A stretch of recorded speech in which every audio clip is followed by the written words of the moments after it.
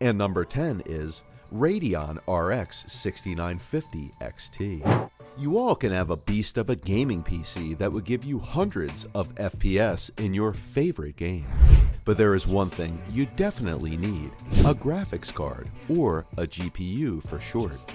Do you think you already have the best gaming GPU? Wait until you see our list to make sure. So yeah, we will make that clash happen and look at them from different points to find out which one is the actual best for your next gaming PC. For more videos like this, subscribe to our channel, Bright Hustle. And if you did, let's see our top 10 cards. Number 1. GeForce RTX 4090. For some, the best graphics card is the fastest card, no matter the price. NVIDIA's GeForce RTX 4090 is aimed squarely at this category of user. It's also the debut of NVIDIA's brand new Ada Lovelace architecture, and as such, it's going to be the most powerful card NVIDIA has to offer, at least until the inevitable RTX 4090 Ti shows up.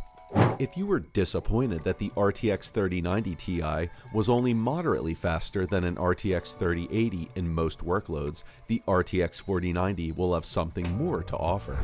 In our standard suite of gaming benchmarks, it was on average 55% faster than the 3090 Ti. When you run a game with heavy ray tracing effects, that lead grows to 78%. Compared to AMD's current fastest GPU, the RX 6950 XT, the 4090 is 65% faster in traditional rasterization games and nearly 3 times faster in ray tracing games. Number 2. GeForce RTX 3080. NVIDIA's GeForce RTX 3080 with the last generation NVIDIA Ampere architecture is still a great alternative, even if it's lost some of its shine in the meantime. The recommendation also applies to all RTX 3080 cards, including the RTX 3080 Ti and RTX 3080 12GB, depending on current prices. Right now, the best deals we can find are $730 for the 10GB card, $740 for the 12GB model, or $800 for the 3080 Ti. If you like to max out all the graphics settings and play games at 4K or 1440p, this is a great choice. That's more than you'll typically need for 1080p gaming, unless you're playing the latest ray tracing games, in which case DLSS support should also add to the performance. DLSS works without any ray tracing and is currently available in over 200 games, so it's definitely a feature worth adding a bit. Number 3. Radeon RX 6800 XT. AMD's Navi 21 GPUs like the Radeon RX 6800 XT are the best cards for Team Red. The RX 6800 XT offers a massive performance and feature boost over the previous generation RX 5700 XT and now supports ray tracing thanks to the RDNA 2 architecture. At current prices, which have dropped sharply in recent months, the RX Radeon 6900 XT and RX 6800 are also worth a look. The 6900 XT, for example, now costs 17% more for about 5% more performance, while the RX 6800 offers 7% less performance and also costs 7% less. Number 4. Radeon RX 6700 XT. If you start from the Navi 21 GPU and then reduce the various functional units to create a smaller chip that can be sold at lower prices, you get AMD's Navi 22 and the RX 6700 XT. The RX 6750 XT is basically the same GPU, with a slight increase in clock speeds, memory speeds, and power consumption, about 5% faster overall, but with a 12% price increase. The 6700 XT has the same number of GPU cores as the previous generation RX 5700 XT, but significantly higher clock speeds, and more cache provide a performance increase of about 25%, at least at higher settings and resolutions. During testing, the RX 6700 XT reached clock rates of more than 2.5 GHz while gaming, and that was in reference card's delivery state. Factory overclocked models can increase the clock rate up to 2.7 GHz without the GPU overheating. Number 5. GeForce RTX 3060.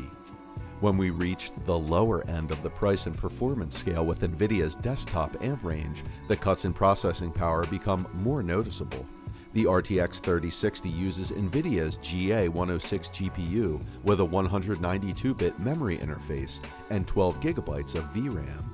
That's a bit better than the RTX 3050, but still a big step down from the GA104 chip used in the RTX 3060 Ti, which has 36% more GPU cores.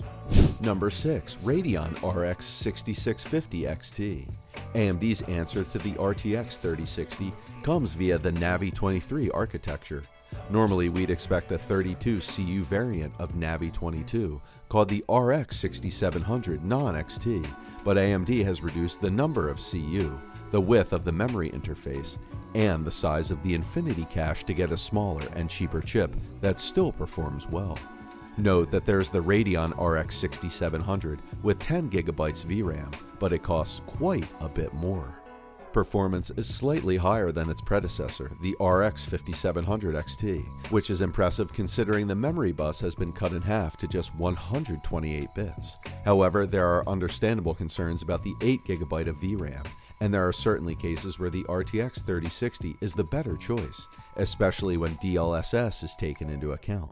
Still, it's surprising how much even a 32 MB Infinity cache boosts performance. Number 7. Intel Arc A770 16 GB Limited Edition. Testing the Intel Arc A770 Limited Edition was a bit like dealing with Dr. Jekyll and Mr. Hyde. Sometimes the performance looked excellent, and sometimes it could even keep up with the GeForce RTX 3060 Ti. At other times, the Arc fell far short of expectations and lagged behind the RTX 3060. However, the drivers will continue to improve, and we cannot help but feel there's still a lot of untapped potential. The A770 Limited Edition specs are impressive as well, with a full 16 GB of GDDR6 running at 17.5 GB per second on a 256-bit memory interface. That's twice as much as AMD's competition and 33% more than the RTX 3060. Number 8. GeForce RTX 3060 Ti. When we tested the GeForce RTX 3060 Ti, we felt it could be the best of NVIDIA's amped-up GPUs. It's the same features as the other GPUs in the 30 series, and at a starting price of just $399. That was only in theory at the time, but things eventually changed, and you can often find the RTX 3060 Ti Founders Edition at Best Buy for $399, just in time for the launch of next-gen GPUs. The RTX 3060 Ti beat the previous gen 2080 Super in our test, winning in every game we ran. It was also only about 9% slower than the RTX 3070, but costs 20% less. If you're still on an older GTX 1070 or RX Vega 56, the 3060 Ti is up to twice as fast in the latest games, sometimes even faster. Number 9. Radeon RX 6600. The Radeon RX 6600 takes everything that was good about the 6600 XT and then scales it back a bit. It's about 15% slower overall, and also a bit behind the RTX 3060 in games. Not from RT, but in our tests it was still 30% faster than the RTX 3050. It's also very attractively priced, with the cheapest cards starting at $234. That's much less than AMD's official MSRP of $329, which seemed a bit high at launch. Not that we'd ever seen those prices in significant quantities until the last few months, but with cards now priced well below MSRP, this is the best value on the market. And number 10 is Radeon RX 6950 XT. The Radeon RX 6950 XT currently represents the ultimate in RDNA 2 architecture performance, outperforming the old RX 6900 XT by about 9% on average. AMD set the MSRP at launch at a fairly high $1,099, but we're already seeing cards selling well below that mark.